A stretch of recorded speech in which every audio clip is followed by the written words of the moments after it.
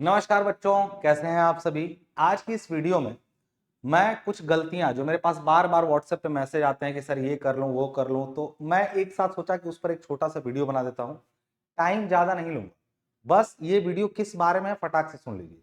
इस 3 साल के दौरान यदि मैं कुछ गलतियों के नाम लेने वाला हूं, यदि वो गलतियां आप इसके ड्यूरेशन में कर रहे हैं, तो अगर उसको आपने नहीं छोड़ा, इसमें से एक भी गलती करी, तो आपका इस पॉलिटेक्निक का जो करियर है वो आपको आउटपुट नहीं दे पाएगा, कई बार तो खराब हो जाएगा। और इस न केवल मैं बताऊंगा, बल्कि एक रिसेंट की केस स्टडी भी लेके आऊंगा आपके सामने। ज्यादा लंबा नहीं, केस स्टडी बस 2 ही 4 मिनट की है, जिसमें कुछ हुआ, उसका नतीजा क्या निकला, मैं वो आपको तुरंत बताऊंगा। यानी एक तो मैं बताऊंगा कि क्या क्या दिक्कत है, फिर उस दिक्कत से रिसेंटली एक दिक्कत हुई है, उस दिक्कत को मैं तुरंत दिखाऊंगा, जिसका न्यूज शायद आप तक पहुंचा हो या नहीं पहुंचा हो।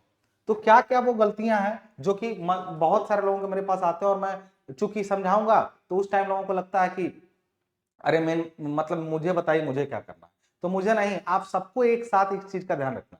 देखिए, यदि आप पॉलिटेक्निक कर रहे हैं और आप इसमें, आपका फाइनल एजेंडा क्या, उद्देश्य क्या आपका पॉलिटेक्निक करने का, तो आपका मेन उद्देश्य जो कोर्स का है वो कोई ना कोई नौकरी या जॉब पाना ही इसका उद्देश्य है। इसका उद्देश्य क्या, कोई ना कोई जॉब या नौकरी पाना ही तो उद्देश्य है। वैसे कई लोग कहेंगे सर मैं बिजनेस में जाना चाहता हूँ, कंस्ट्रक्शन में जाना चाहता हूँ, उसमें भी वो भी एक तरीके का करियर ही है। उसमें भी दिक्कत कहां से आती है मैं बताता हूं, और क्यों अब आने लगी है, पहले नहीं आती थी।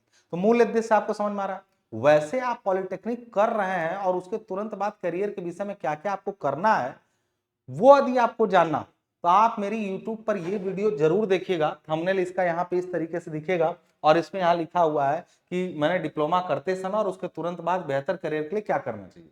ये वीडियो बेटा जब मैंने बनाई थी 2 साल पहले, तो बहुत वायरल हुई थी। वायरल का मतलब मैं उतना फेमस नहीं हुआ, मेरे क्योंकि मुझे बहुत अच्छा थंबनेल बनाना नहीं आता है, बहुत ज्यादा मैं हाईलाइट नहीं कर पाता हूं। तो मैं आपको बताऊं, ये फलाने वाला एक चैनल सुने होंगे ना आपने, एक वाला करके चैनल है, उन चैनल वालों ने मेरे वीडियो का पूरा कंटेंट उठा के अपने चैनल पर डाला, वो ज्यादा चल गया क्योंकि उनकी पब्लिसिटी ज्यादा है। तो मैं एक चीज बता दूं आपको कि इसमें जो कंटेंट में, अब ये बड़ा रामबाण वीडियो है उन बच्चों के लिए जो पॉलिटेक्निक कर रहे हैं या करके खत्म किए हैं जस्ट। वो अगर इस वीडियो को देखेंगे तो उनको बहुत सारी चीज क्लियर हो जाएगी। तो ये देख लेना, तुम जरूर देख लेना इस वीडियो। अब आगे आते हैं इसमें कि आपको क्या चीजें करनी ही करनी है अगर इस समय आप पॉलिटेक्निक कर रहे हैं। पहली बात कि बच्चे पॉलिटेक्निक में एडमिशन लेने के बाद उसके बारे में बहुत कुछ सुनते हैं। जैसे पहली चीज मैं यदि कहूं, तो एडमिशन ले लिया आपने, अब तुरंत अपने कोर्स के बारे में आपने कुछ ना कुछ सुनना शुरू कर दिया। सुनना शुरू करने का मतलब क्या होता है कि कोई ना कोई निगेटिविटी आपको बता रहा है कि इसमें ये नहीं होता, ये करके बैठे हुए हैं, ये सब। मैंने बोला है कि avoid negativity about your course. आप कह रहे हैं सर, आप तो कह रहे हैं कि बहुत बढ़िया कोर्स है, मैं बढ़िया नहीं कह रहा हूं, मुझे आप बता दीजिए कौन सा कोर्स बढ़िया है। बेरोजगारी या फिर आपके नौकरी सिस्टम में कमी, वो जो आ रही वो सारे के लिए आ रही है। लेकिन फिर भी मैं आपको बता दूं कि अगर आप आंकड़े उठा के देखेंगे पूरे इंजीनियरिंग सेक्टर के, तो इंजीनियर्स आज भी 40% तक कहीं ना कहीं सेटल है। इंजीनियरिंग में नहीं, 40% इंजीनियर्स कहीं ना कहीं सेटल है बेटा। इसलिए मैं कहता हूं, तुम लोग सोचते हो कि हमारे ये करके पॉलिटेक्निक बैठे उनका कुछ नहीं हुआ, बहुतों का हुआ है, वो तुमसे मिलने क्यों आएंगे? बहुतों का हुआ है, वो तुमसे मिलने क्यों आएंगे? तो तुम अपने से ही कोई कोर्स चुन लो। तो पहली बात कि जिस कोर्स में तुम इनरोल हुए हो, अपने दिमाग से उस कोर्स के प्रति निगेटिविटी निकालो। क्योंकि अगर निगेटिव रहे उस कोर्स को लेके तो वैसे भी वो कोर्स को तुम अच्छे से अडॉप्ट नहीं कर पाओगे, और फिर दोष दोगे कि मेरा कुछ नहीं हुआ। क्यों? क्योंकि तुम शुरू से ही निगेटिव थे अपने कोर्स को लेके। तो पहली बड़ी फर्स्ट ईयर वाले बच्चों के अंदर ये दिक्कत होती है कि अपने ब्रांच को लेके, अपने कोर्स को लेके बहुत ज्यादा डिमोटिवेटेड रहते हैं और परेशान रहते हैं। मेरे पास मैसेज आते हैं, सर मेरा ये ब्रांच नहीं मिला, वो चाहता था, कुछ नहीं होता है ऐसा। अगर आप कर रहे हैं तो उतार चढ़ाव आ सकता है, एक लॉन्ग टर्म में देखेंगे यदि आपने कोई चीज अच्छे से करी है तो उसका रिजल्ट आपको 100% मिलेगा, मिलेगा, ये जान लीजिए। अब मैं यहीं पर बात करूं दूसरा कि नेवर ऐड अ रेगुलर, ये यही आज का केस स्टडी है जो मैं बोल रहा हूं। Never add a regular side degree या डुअल डिग्री। पॉलिटेक्निक करते समय सर ग्रेजुएशन डाल दें, सर मेरा इंटर नहीं हुआ पॉलिटेक्निक के साथ डाल दें, ये कितना खतरनाक साबित हुआ है मैं आपको अभी बताता हूं।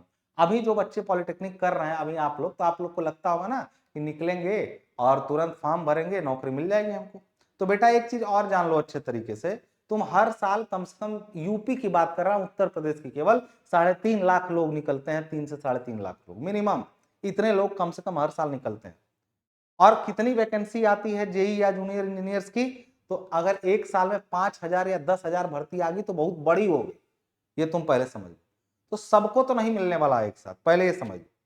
तो वो उसमें फाइट करना और उसके लिए क्या स्ट्रेटेजी होगी वो बात की बात है, लेकिन उसके साथ में तुम डुअल डिग्री या कोई रेगुलर डिग्री, कोई और डिग्री ले रहे हो, मैं उसको बराबर मना करता हूं। कई लोग कहते हैं मेरा दोस्त कर लिया उसका कुछ नहीं हुआ, अभी बताता हूं, अभी रिसेंट का केस अभी उठाता हूं और बताता हूं इसका क्या असर पड़ता है।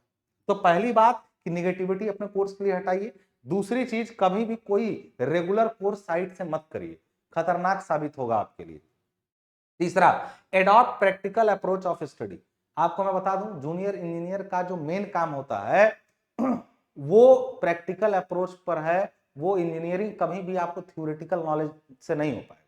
किसी ने कहा कुछ आपने सुन लिया, उससे आपका काम नहीं होने वाला है। केवल अच्छा, इसी यही चक्कर है कि वो जो टॉपर बच्चा होता है फील्ड में जाके फेल हो जाता है। तो हमेशा ध्यान दीजिए कि कम से कम ये कोशिश करिए कि जो चीज हमने पढ़ी, केवल उसका सवाल लगा लेना, न्यूमेरिकल लगा लेना, उसको उस पर उससे कुछ नहीं होगा, आप टॉप कर जाएंगे, उसके बाद भी जिंदगी भर बेरोजगार रहेंगे। गलती कहां हो रही है?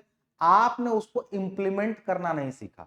नॉलेज भरी पड़ी है अंदर, हाँ ये होता है इसका ये। और दूसरा, आपके दिमाग में एक और चीज चलती है कि इंजीनियरिंग में और मैथ में बेटा एक अंतर होता है। मैथ में सटीकता होती है, उसका टू द पॉइंट एक आंसर आता है। इंजीनियरिंग में तुम जाओगे तो किसी भी क्वेश्चन का टू द पॉइंट आंसर नहीं आता, हमेशा हर चीज में रेंज मिलती है। क्यों? क्योंकि दुनिया यथार्थ नहीं है। और मैं जो शब्द अभी बोल रहा हूं शायद तुम्हारे पल्ले ना पड़े, बट मैं इतना तुमको बता रहा हूं कि प्रैक्टिकल अप्रोच को रखो तो तुम चाहे गवर्नमेंट जॉब में चाहे जाओ चाहे ना जाओ, लेकिन अच्छा कर रहे हैं। मेरे जानने वाले कई सारे लोग हैं जो प्राइवेट घर बैठ करके जो गवर्नमेंट इंजीनियर है उनसे ज्यादा पैसा कमा रहे हैं। ये चीज का ध्यान रखना। यानी प्रैक्टिकल अप्रोच तुम्हारे पास नहीं है तो फिर तुम कितना भी नंबर ला लो, कितना भी लेक्चर सुन लो, कोई फायदा नहीं। तो प्रैक्टिकली, इसीलिए सिलेबस रिवीजन के लिए सिलेबस को रिवाइज करना, जैसे पहले वाला जो सिलेबस था उसमें प्रैक्टिकल चीजें कम थी, सिलेबस को रिवाइज करने के लिए लगातार उस पे मतलब आग्रह किया गया, उस पर बात की गई।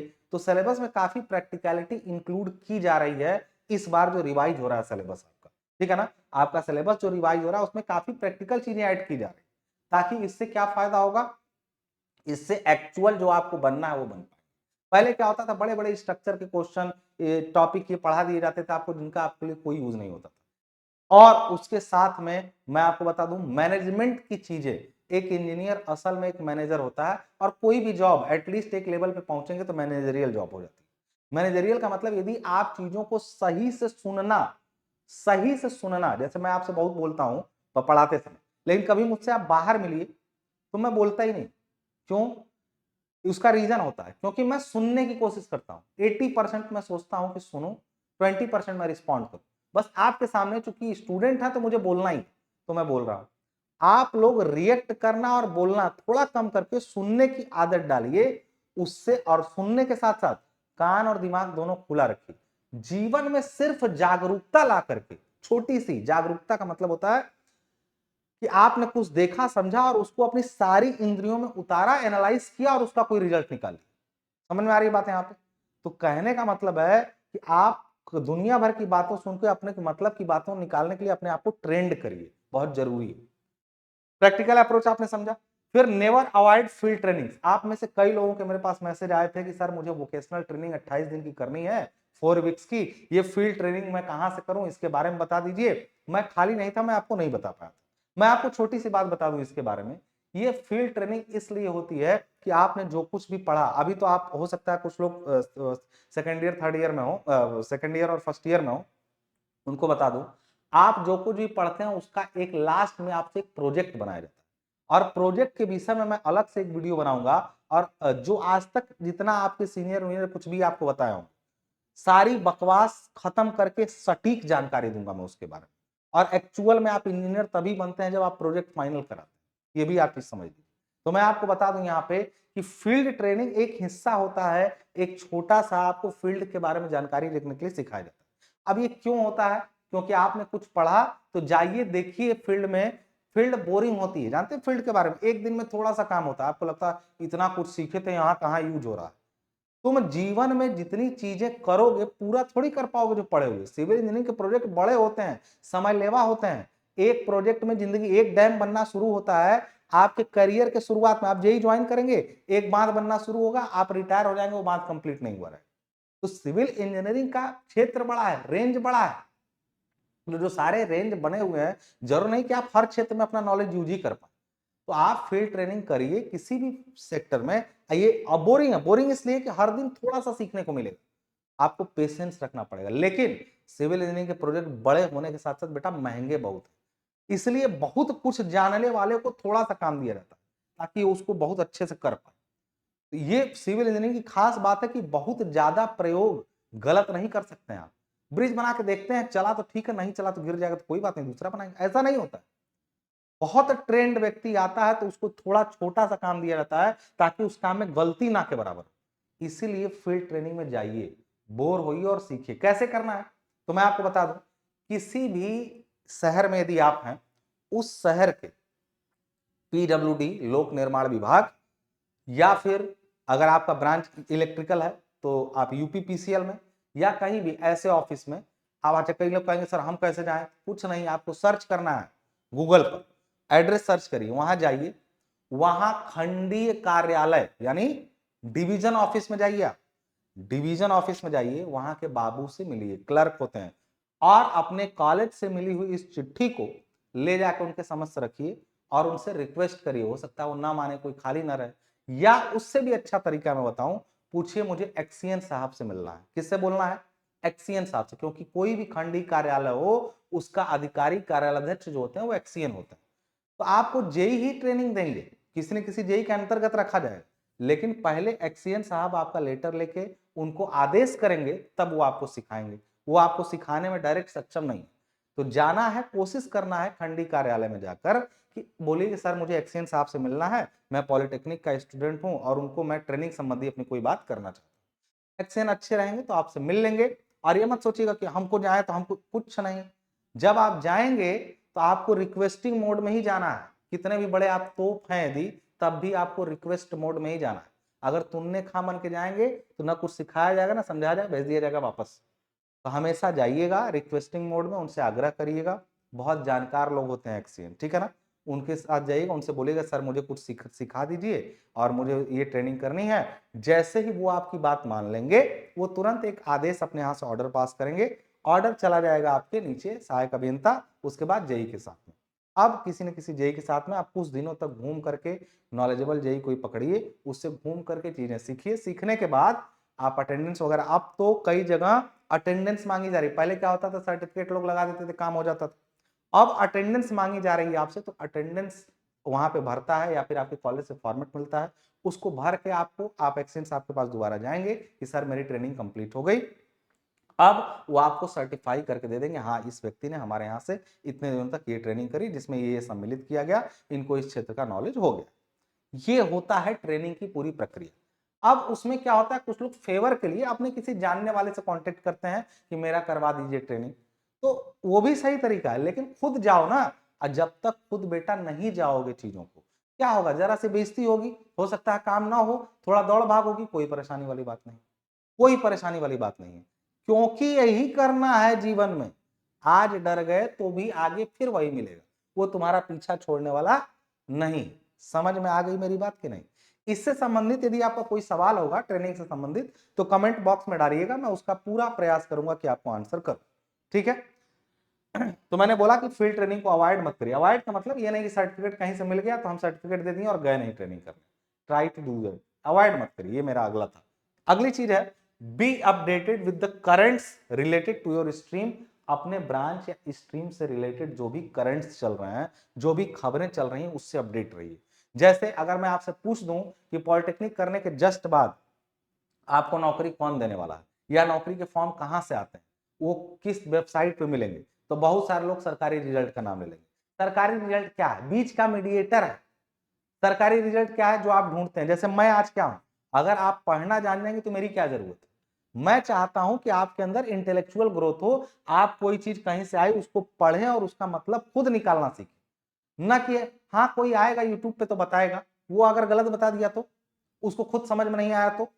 ज्यादातर यूट्यूब पर 90% एजुकेटर की भी बात कर रहा हूं और यूट्यूबर्स की भी बात कर रहा हूं, सभी लोगों के पास फॉल्स इंफॉर्मेशन या मिस इंफॉर्मेशन आपके पास चली जाती है। क्यों?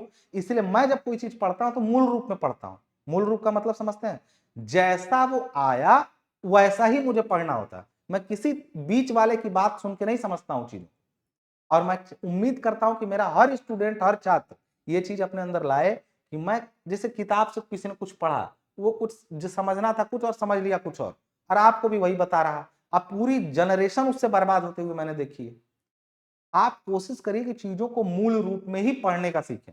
और मैं आपको एक और गारंटी देता हूं, मैं अपनी बात कर रहा हूं, मैं किताब ही हूं बेटा, कम से कम तुम्हारे लिए तो हूं। मैं खुद ही चीजों को इंटरेस्टिंग ना बना के मूल रूप में रखने का प्रयास कर रहा हूं आजकल। पहले मैं भी खूब उल जलूल चीजें ऐसे होता वैसा वो सब नहीं। क्यों?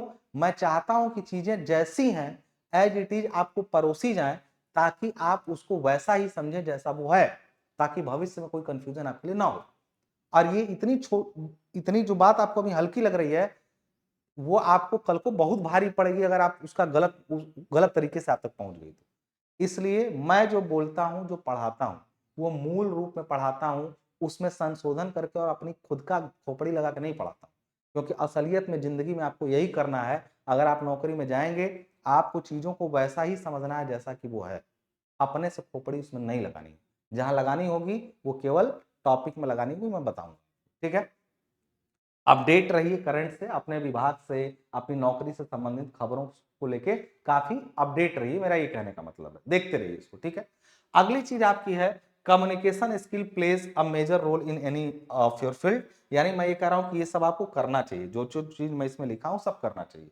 यानी लास्ट चीज है कम्युनिकेशन स्किल। यदि आप आज अपनी कम्युनिकेशन स्किल पे काम नहीं कर रहे, सोच रहे हैं कि हाँ मैं नॉलेजेबल हूं ऐसे, हाँ ठीक है, मतलब एटीट्यूड गलत है।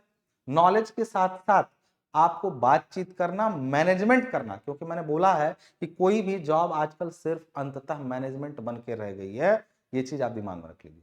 और उसमें बहुत बड़ा रोल प्ले करता है आपका कम्युनिकेशन स्किल। मैंने आपको पहले भी फर्स्ट सेमेस्टर में पढ़ाया था, बहुत कुछ इसके बारे में बताया था। और आप कितने लोग इसमें से उस चीज को अपने अंदर एडॉप्ट किए, ये मुझे जरूर बताइए। तो अगर आप, और कम्युनिकेशन स्किल में बेटा मैं आपको ये भी बता दूं कि आपका सिलेबस में खुद लिखा है कि communication skill in English. English आप जितना सुनते जाएंगे that will blow your mind. धीरे धीरे धीरे धीरे एक टाइम पे लगेगा कि यार आ तो गया, यही तो चाहिए था। एक समय आएगा, लेकिन तब तक आपको धीरे धीरे अंग्रेजी सुनने की आदत डालनी पड़ेगी। फाइनल ईयर में जाने के बाद जब लड़का नौकरी में जाता है तब आके धन्यवाद देता है। मैं ऐसे कई व्हाट्सएप चैट आपको दिखा दूंगा जिसमें बाद में बोलता है कि गुरुजी जो जो आप उस समय ज्ञान दिए बुरा तो लगा, थोड़ा लगा कि यार बीच बीच में अंग्रेजी बोल दे रहे हैं समझ में नहीं आ रही, लेकिन आज वो आके धन्यवाद करते हैं, प्रणाम करते हैं। बात को समझिए मैं क्या कहना चाहता हूं। आज का थोड़ा सा तकलीफ आपको कल को बहुत अच्छा करने वाला। तो ये सारी चीजें आपके सामने जो आपको जरूर करनी चाहिए। अब मैं आता हूं उस केस स्टडी पे जो मैंने आपको बताया था कि अभी अभी हुआ। वो केस स्टडी क्या थी? अभी अभी कुछ दिनों पहले मैंने आपको एक वीडियो बताया कि मेरी वीडियो जरूर देखिएगा। उस वीडियो में मैंने आपको बताया कि डिप्लोमा के बाद आप आईटीआई कॉलेज में टीचर भी बन सकते हैं। उस वीडियो को ध्यान से देखिएगा, उसके लिए एक अलग से कोर्स करना पड़ता है, वो सब मैंने बता रखा है।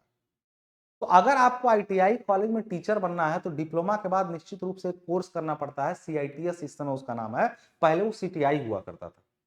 अब मैं आपको बता दूं इस कोर्स में कुछ लोग जिन्होंने किया था वो कोर्स,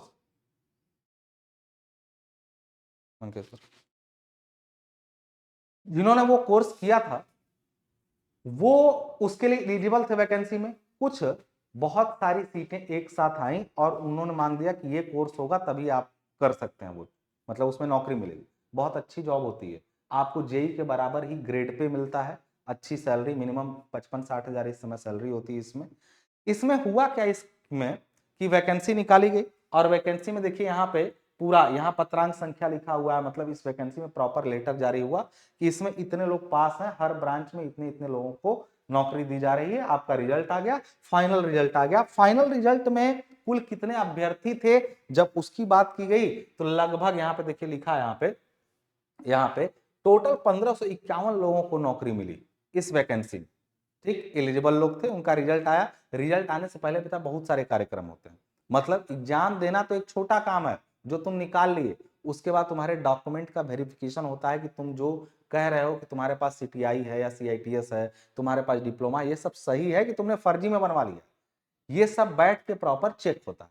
सब चेक करने के बाद क्या हुआ, इस वैकेंसी को इनका फाइनल रिजल्ट आया, बहुत सारे लोग खुश हो गए, मिठाइयां बढ़ गई सबके घर में। लेकिन किसी व्यक्ति ने इसमें क्या किया, ये कहलवा दिया कि इसमें से कुछ बच्चों का नाम लेके या कुछ स्टूडेंट का नाम लेकर के कि इन्होंने एक साथ 2 डिग्री ली हुई है, तो उनकी वो डिग्री फर्जी है जो वो बता रहा है। अब उसका नतीजा क्या निकला कि 1551 लोगों का रिजल्ट आया। लेकिन अच्छा एक चीज और जान लीजिए, ये रिजल्ट कौन देता है, तो ये आपका अधीनस्थ सेवा चयन आयोग। अच्छा ये सब मैं जो बोल रहा हूं तुम लोग रिलेट कर पा रहे हो, रिलेट का मतलब कि कौन वैकेंसी कराता है। एक देखो संस्था है हम लोग की उत्तर प्रदेश में, यूपीएसएसएससी, यानी आपका Uttar Pradesh subordinate service selection board या कमीशन। तो वो कमीशन क्या करता है कि जितने विभागों को, जैसे पीडब्ल्यूडी ने कहा कि हमें कुछ लोग चाहिए, सिंचाई विभाग ने कहा हमें कुछ लोग चाहिए, तो वो क्या करता है, वो सबके वैकेंसी को एक साथ जोड़ करके अपना निकालता है फॉर्म कि भरिए, और जिसको जहां जहां जरूरत होती है भेज देता है। तो इसको, इस रिजल्ट को निकाला यूपी ट्रिपल एससी ने। यूपी ट्रिपल एससी ये फॉर्म करा के रिजल्ट दे दिया। जब इसके रिजल्ट पर किसी ने सवाल उठा दिया कि आपने जो अभिलेखों का सत्यापन किया है, उसमें सत्यापन के दौरान कुछ लोगों ने 2-2 डिग्रियां ली, और उसके बाद आयोग ने कहा कि ठीक है, अगर ऐसा होगा तो हम उन लोगों का रिजल्ट रोक देते हैं, पुनः से कमेटी बना के उनकी जांच कराई जाएगी। समझ रहे हैं कि नहीं बात? अब जांच में उन लोगों का फिर से अभिलेख का सत्यापन होगा कि वो सही है अर्थात या गलत है। तो इसलिए कुछ 20-25 लोग ही ऐसे निकल गए जिनका, जब ये 1551 की संख्या में से उनका रिजल्ट जब आया था, तो रिजल्ट में नाम सिर्फ कितने लोगों का आया, यहां पे 1510 लोग इसमें लिस्ट में आए। बाकी लोगों का नाम क्या किया गया, छोड़ दिया गया कि आपका पहले फिर से जांच होगा तब। इसलिए मैं बार बार मना करता हूं आपसे कि आप ऐसा मत करिए बेटा। अब उनके साथ जानते हैं जीने मरने का केस हो गया है, दिक्कत ही हुई, परेशान है। आपको अभी ये बात नहीं समझ में आ रही होगी, जब जिस दिन आप उस स्टेज पे पहुंचेंगे, किसी अपने भैया से, किसी सीनियर से कभी नजदीक से बात करके देखिए कि नौकरी के लोग कितने ज्यादा परेशान। तो परेशान किसी भी विभाग में है, तो इसमें आपके कोर्स का दोष नहीं है। जब लड़ाई कहीं नहीं, कोई चीज आसानी से मिल जाएगी तो वैल्यू क्या है उसकी। हम कह रहे सारा किसी को नौकरी नहीं मिल रही, सबको मिलने लगेगी तो नौकरी वाले की इज्जत क्यों होगी? नहीं समझे बात? सबको मिल ही जाएगी तो नौकरी वालों की इज्जत क्यों होगी? तो इज्जत मिल रही है तो समर्पण भी तो मांगेगा, और समर्पण जब मांगता है तो कई बार आपके समय का समर्पण, कई बार आपके ध्यान का समर्पण, कई बार आपके रिश्तों का समर्पण। तो मैंने भी बहुत कुछ सैक्रिफाइस किया तब मुझे नौकरी मिली। मैं आपको ये चीज बता दे रहा हूँ, बहुत चीजों मैंने अवॉइड करी। जब लोग धड़ल्ले से तेजी से यूट्यूब पे ये कर रहे थे, तब मैं नौकरी के चक्कर में भी थोड़ा पढ़ा था, थोड़ा पढ़ाई मैंने करी। बहुत कुछ छोड़ना पड़ता है कुछ चीजों को पाने के लिए, बट कोई दिक्कत नहीं है। आपको मैं बता रहा हूँ ऐसी गलती मत करिए कि डुअल डिग्री वाला काम मत करिए। कोई भी काम सीधा करिए, क्योंकि हर कुछ पहले क्या, पहले लोग कर लेते थे, अब आधार कार्ड से अटैच है, उसी से आप स्कॉलरशिप भी ले ले रहे हैं जाकर के। तो स्कॉलरशिप एक सबसे बड़ा सबूत होता है। जब भी मान लीजिए कहीं गलती से आपने डुअल डिग्री करी भी है बेटा या कर रहे हो, स्कॉलरशिप मत लेना कभी, क्योंकि स्कॉलरशिप सीधे दिखाता है कि उस वर्ष आपके अकाउंट में पैसा जमा हुआ। डिग्री तो चलो एक बार तुम कुछ उसको डिस्पोजल भी कर सकते हो, बट स्कॉलरशिप का डेटा कहीं जाता नहीं। डुअल डिग्री मत लेना, जो लोग ले रहे हैं प्लीज हट जाएं, या फिर उसको वहीं पर हटा दें। बाद में कर लो, जिंदगी बहुत लंबी है, बाद में कर लो, जिंदगी लंबी है उसको बाद में कर लो। तो अब एक चीज यहाँ पर ये मैंने आपको बता दी। उसके बाद ये मैं आपका सिलेबस जो अब वायरल हुआ था, तो मैं इस पर बात ज्यादा इसलिए नहीं किया। बहुत सारे लोग कह रहे थे आपने सिलेबस नहीं बताया, क्या सिलेबस बताऊं? ये सिलेबस में इतनी गलतियां आ गई बेटा, इस समय जो वायरल सिलेबस चल रहा है उसमें काफी गलतियां, जैसे कि कंस्ट्रक्शन मटेरियल तो ठीक है तुमको पढ़ाया जाएगा थ्योरी में, अभी मैं डिटेल में नहीं, बस एक नाम ले रहा हूँ कि थ्योरी में आपको पढ़ाया जाएगा। बेसिक सर्वेइंग ठीक है, लैब, लेकिन अब तुम बताओ यहाँ पे सीधे ये क्या किया, कंक्रीट टेक्नोलॉजी का पेपर लिया ही नहीं, लैब करवा दिया। फिर उसके बाद आपका बिल्डिंग ड्राइंग का लिया ही नहीं, करवा दिया। तो ये इसमें अभी काफी करेक्शन करनी बाकी है। मैं केवल व्यूज पाने के लिए इसको 10-15 मिनट का वीडियो बना दूं इस पर और चिल्लाने लगूं, वो सही नहीं। ये पूरा अभी गड़बड़ है, ये दिख ही नहीं रहा है मुझे सही कहीं से। तो लोगों को समझने में टाइम लगेगा, मैं तुरंत देखता हूं, मैं जान जाता हूं। कुछ लोग सब्जेक्ट बैठ के गिनते हैं कि इतने सब्जेक्ट हैं, लेकिन सब्जेक्ट ही नहीं, केवल इसमें गलतियां भी बहुत ज्यादा। तो मैं जानता हूं ये आपके प्रिंसिपल के पास अभी कॉलेज में भेजा गया है, और उसके बाद जब वो कॉलेज में भेजा जाएगा, इसमें करेक्शन करके आएगा, तो ऑफिशियल वेबसाइट पे आपके पब्लिश होगा, ऑफिशियल बीटी यूपी के वेबसाइट पे पब्लिश होगा, तब माना जाएगा कि सही है। मैंने क्यों नहीं बात करी, क्योंकि मेरे पास इसमें कुछ भी देखने और मतलब आपके पास सही जानकारी देने के लिए कुछ नहीं था। कुछ लोग आधा ही वीडियो देखेंगे, सोचेंगे सिलेबस आ गया, इसीलिए तो लोग सिलेबस नया वाला आ गया, देखिए क्या पढ़ना। कुछ नहीं है ऐसा, जब आएगा, केवल मैं गारंटी दे रहा हूं, मैं आपको कोई चीज बता दूंगा दैट इज 100% ऑथेंटिक, उसमें गलती नहीं मिलेगी। ऑथेंटिसिटी आपको यहीं से मिलेगी, ये जान लीजिए, दुनिया भर की बात नहीं, ऑथेंटिक जो है वो सत्य है, बस वही। इसमें एक मैं बता दूं कि अगर सब्जेक्ट के नाम यही रहते हैं, तो इसमें अभी जो दिखा रहा है, सर्वेइंग दिखा रहा है, मैकेनिक्स ऑफ मटेरियल दिखा रहा है, और बिल्डिंग कंस्ट्रक्शन और बिल्डिंग कंस्ट्रक्शन मटेरियल, ये 4 सब्जेक्ट हैं। इसमें से मैं आपको बता दूं, सारे बहुत ही बेसिक और इंपॉर्टेंट सब्जेक्ट हैं। एक बिल्डिंग ड्राइंग अभी नहीं दिया, लेकिन मुझे उम्मीद है कि वो पूरा जोड़ देगा इसमें, ठीक है। जबरदस्त सब्जेक्ट है। मैं आपको बता दूं, सर्वे में न सिर्फ आप आपको सर्वे का थ्योरी कोई भी पढ़ा देगा उल जलूल करके, मैं आपको करना सिखा दूंगा, इंस्ट्रूमेंट को चलाना सिखा दूंगा। आपको मैं आपको बता दूं, आप लोग अभी इस स्तर पे हो कि इंजीनियर बनने के बाद भी कुछ लोग मिस्त्री से सलाह लेते हैं कि ये चीज कहाँ जाएगा, कैसे हो। वो सब करने के लिए इंजीनियर मत बनना। केवल किताब पढ़ के जब तक उसको जमीन पे ना उतार देना, अंदर से ना लगे कि यार मिस्त्री क्या बताएगा हमको जी, हम बता रहे हैं ये करो, ये कॉन्फिडेंस जिस दिन अंदर से आ गया, तब समझो कि इंजीनियर हुए हो। और वो मैं ला दूंगा, ये गारंटी दे रहा हूं। ये चीजें और प्रैक्टिकल चीजें, लोग कहते हैं प्रैक्टिकल और थ्योरी काफी अलग है, घंटे अलग है, तुमको नहीं समझ में आया तो अलग है, दोनों एक ही है, तुम मिलाना नहीं जानते हो चीजों को। अगर अलग होता तो क्यों पढ़ाया जाता। प्रैक्टिकल में चीजें अलग नहीं होती हैं, तुम थ्योरी में पढ़े अलग तरीके से होते हो, उसको प्रैक्टिकल से जोड़े ही नहीं तुम थ्योरी पढ़ते समय। तो जब थ्योरी पढ़ो तो उसी समय प्रैक्टिकल को अगर जोड़ते चलोगे, तब अलग नहीं लगेगा। नहीं तो फील्ड में जाओगे तो मिस्त्री बताओगे, अरे साहब किताब में अलग बात होता है, जमीन पे अलग बात होता है। जमीन पे तरीके बदलते हैं, कॉन्सेप्ट नहीं बदलता है बेटा। कॉन्सेप्ट बदल जाएगा, तौर तरीके बदलते हैं, कॉन्सेप्ट में कोई परिवर्तन नहीं होता है। तुम अगर शुरू से जोड़ते चल रहे हो तब, यदि नहीं जोड़ते हुए चल रहे हो तो परेशान रहोगे हमेशा। तो ये सब्जेक्ट जो भी है नया आएगा, मैं पूरा डिस्कस करूंगा उसमें क्या पढ़ाया जाएगा, कैसे चलेगा, एक एक पूरा फीचर क्या क्या। आपको कोर्स लॉन्च हो चुका है, कोर्स लॉन्च हो चुका है, आप जाके ऐप पे देख सकते हैं। नया कोर्स पूरा 3rd सेमेस्टर का सिविल का भी लॉन्च हुआ है, बाकी ब्रांचेज का मुझे उम्मीद है 17 या 18 तारीख तक बाकी ब्रांचेज का लॉन्च होने वाला। तो सिविल का लॉन्च हो चुका है, आप पूरा उसमें क्लासेस लाइव रहेंगी। फीचर्स देख लीजिए ना क्या क्या है, फीचर क्या क्या है, तो एक बार पूरा फीचर देख लीजिए। आपका लाइव प्लस रिकॉर्डेड क्लास रहेगा, जिसमें सभी फैकल्टी कम से कम 3 साल से ज्यादा एक्सपीरियंस, मैं खुद रहूंगा, ज्यादातर सब्जेक्ट मैं खुद करूंगा, 10 साल से ज्यादा मुझे पढ़ाते हुए हो गया, ठीक है ना। तो ये पूरा एक्सपीरियंस फैकल्टी रहेगी, और मैं प्रैक्टिकल चीजों को इसमें मतलब हिंदी इंग्लिश पहले बोथ रहेगा। चाहे आप इंग्लिश मीडियम के स्टूडेंट हो तब भी आपको लैंग्वेज में दिक्कत नहीं आएगी, हिंदी मीडियम के रहें तब भी नोट्स में भी दिक्कत नहीं आएगी, लेक्चर में भी दिक्कत नहीं आएगी। पीडीएफ नोट्स आप डाउनलोड कर सकते हैं, आपके डाउनलोडेबल रहेगा पूरा इसको। आप फुल्ली प्रैक्टिकल अप्रोच के साथ पढ़ेंगे कोर्स को, डाउट सेशंस होंगे, और एग्जाम ओरिएंटेड रिवीजन क्लास, जो कि मैंने अपनी पूरी क्लास पहले भी कराई थी। हाँ, और उसमें कुछ लोग बीच में गड़बड़ किए तो बट उस वैसा कुछ रहेगा नहीं, क्योंकि टेक्निकल होगा तो टेक्निकल में मैं ही आपको मिलूंगा। क्योंकि फर्स्ट ईयर में ऐसा होता है कि ज्यादातर सब्जेक्ट मेरे नहीं होते हैं, वो मतलब कॉमन सब्जेक्ट होते हैं, सभी ब्रांच को पढ़ना पड़ता है। लेकिन जब सिविल की बात आती है, सिविल इंजीनियरिंग की बात आती है, तब तो मैं ही रहूंगा, और मैं ही ज्यादा फोकस करके चीजों को लेकर चलूंगा, ठीक है ना। तो ये सारी चीजें आपको पहले से मिलती आई, आपके सीनियर से कभी पूछिएगा कि अंततः जाते जाते उनको क्या समझ में आया, तो आपको ज्ञान मिल जाएगा, ठीक है ना। तो ये सारी चीजें आपको मिलने वाली हैं। सब्जेक्ट की डिटेल मैंने बोला आपको कि विल बी, अभी चाहूं तो कर दूं जो दिखाया जा रहा है, लेकिन मैंने बोला कि will be discussed later after revise syllabus, यानी रिवाइज सिलेबस जब आपका ऑफिशियली आ जाएगा, मैं पूरा डिस्कस करूंगा। अभी कूपन चल रहा है CTS 50, CTS 50 एक कूपन चल रहा है आपका, उस कूपन के माध्यम से आप अभी ऐप पर परचेजिंग कर सकते हैं।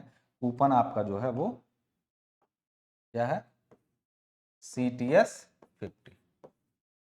CTS 50 एक कूपन है जिससे 50% ऑफ हो, ठीक है ना।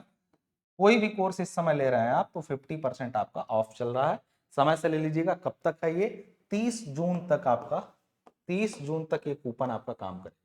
30 जून तक इसकी लास्ट डेट है, लेकिन उसके पहले ही मुझे लग रहा है कि सिलेबस आ जाएगा। मैं सब कुछ डिस्कस करके दोबारा बताऊंगा। आज मेरा कोर्स का बहुत ज्यादा बताना, कोर्स के लिए एक अलग से वीडियो आएगी।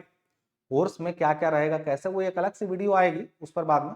आज मैंने आपको पूरा बताया कि ये सब गलतियां मत करिए। तो ठीक है, इसी के साथ वीडियो को समाप्त करते हैं। सारा केस स्टडी आपने समझ लिया, तो इसमें आपके कुछ बहुत सारे लोगों के बहुत सारे करियर में लेके कंफ्यूजन हो, तो आपको कोई आइडिया मैं नहीं दूंगा। जैसे आप पूछेंगे सर ये कर रहा हूं ये करूं, मैं आइडिया नहीं दूंगा। मेरे पास जानकारी निकाल के फैक्ट आपको बताऊंगा कि एक्चुअल आपके लिए क्या गलत होगा, क्या सही होगा।